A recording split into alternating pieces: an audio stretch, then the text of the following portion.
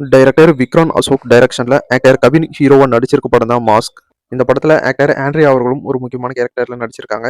இன்னைக்கு கவின் நடிப்புல ரிலீஸ் ஆயிருக்க மாஸ்க் படம் எப்படி இருக்குன்னு தான் பார்க்க போறோம். நம்ம ஹீரோ கவினோட பேரு தான் வேலு. நம்ம ஹீரோ வேலு ஸ்பை ஐ டிடெக்டிவ்ஸ் அப்படின்னு ஒரு பிரைவேட் டிடெக்டிவ் ஏஜென்சியை நடத்திட்டு இருக்காரு.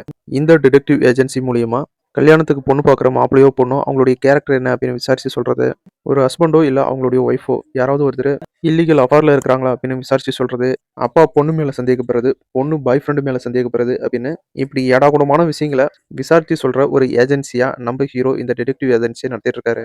இப்படி ஒரு டிடெக்டிவா இருக்கிற நம்ம ஹீரோ வேலுக்கு ஆண்ட்ரியா மூலியமா ஒரு கேஸ் ஒண்ணு வருது. ஆண்ட்ரியாவுக்கு சம்பந்தப்பட்ட 440 கோடி ரூபாய் பணத்தை ஒரு கும்பல் பக்காவா பிளான் போட்டு திருடிடுறாங்க. அந்த 440 கோடி பணத்தையும் யாரை திருடினாங்க அப்படிங்கிறதையும் கண்டுபிடிச்சு அந்த பணத்தையும் மீட்டு எடுத்துட்டு வரணும் அப்படின்னு ஆண்ட்ரியா அவர்கள் நம்ம ஹீரோ டிடெக்டிவ் வேலு கிட்ட சொல்றாங்க. ஒரு வேளை நீ இந்த பணத்தையும் அந்த ஆட்களையும் கண்டுபிடிக்கலனா உன் ஃபேமிலியையும் உன் பொண்ணையும் கொன்னுருவோம் அப்படின்னு மிரட்டுறாங்க.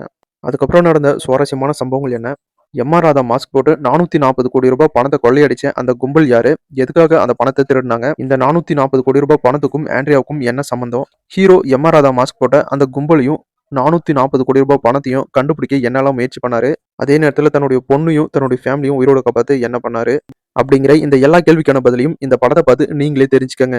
மாஸ்க் உண்மையிலேயே ரொம்ப சூப்பரான ஒரு ஸ்டோரி. படத்துடைய கதை ரொம்ப சூப்பரா இருக்கு. படத்துடைய ஸ்கிரீன் பிளேவும் பக்காவா பண்ணியிருக்காங்க. படம் ஸ்டார்டிங்ல இருந்து எண்டு வரைக்கும் ரொம்பவே சூப்பரா போகுது. அதுவும் ஆக்டர் ஆண்ட்ரியாவுடைய வில்லனிசம் ரொம்ப சூப்பரா இருக்கு. இருக்கிறதுலே படத்துடைய கிளைமேக்ஸ் தான் ரொம்ப சூப்பரா இருந்துச்சு. இப்படி ஒரு கிளைமேக்ஸால் தான் இந்த படம் இன்னமும் சூப்பரா இருக்கு அப்படின்னு சொல்லலாம். இந்த படத்துல ஆக்டர் கவின் பாத்தீங்கன்னா ஒரு கேஷுவலான ஆக்டிங்க கொடுத்திருக்காரு. அதை பார்க்கவே ரொம்ப சூப்பரா இருக்கு. படத்துல தேவையில்லாத விஷயங்கள் அப்படின்னு எதுவுமே இல்ல. படம் ரொம்ப சூப்பரா நீட்டா எடுத்திருக்காங்க. டோட்டலா கவின் ஹீரோவா நடிச்சிருக்க மாஸ்க் படம் எப்படி இருக்கு அப்படின்னா, ஒரு சூப்பரான மணி ஈஸ்ட் காமெடி ஆக்ஷன் கிரைம் த்ரில்லர் படமா இந்த படம் ரிலீஸ் ஆயிருக்கு. கண்டிப்பா ஃபேமிலி ஃப்ரெண்ட்ஸோட பார்த்து என்ஜாய் பண்ற மாதிரியான ஒரு நல்ல படம் தான் இந்த மாஸ்க் படம். படத்துல ஒரு காமன் மேனுக்கு பிரச்சனை வந்தா அவன் எந்த எல்லைக்கு வேணாலும் போய் தன்னுடைய குடும்பத்துக்காக போராடுவான் அப்படிங்கிற ஒரு சூப்பரான மெசேஜும் சொல்லியிருக்காங்க.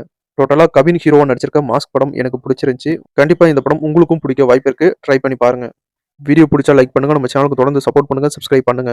அடுத்த வீடியோல சில சுவாரஸ்யமான சினிமா தகவலோடையோ இல்ல ஒரு சூப்பரான படத்தோடையோ மறுபடியும் உங்களை சந்திக்கிறேன். இது உங்கள் வேல் டென் யூடியூப் சேனல். நான் உங்கள் வேல். தேங்க்யூ.